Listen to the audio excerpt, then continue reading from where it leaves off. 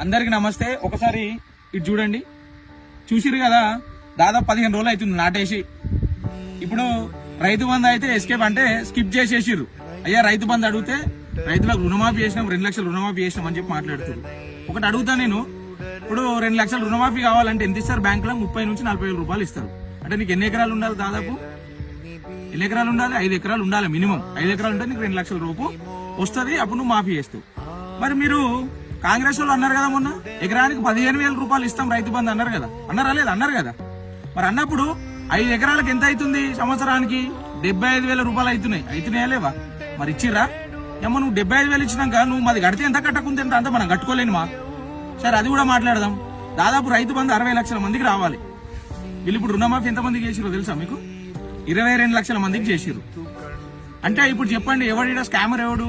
ఎవరు ప్రజలను పిచ్చోళ్ళని చేస్తారు? అంటే దాదాపు ఇంకా 40 లక్షల మంది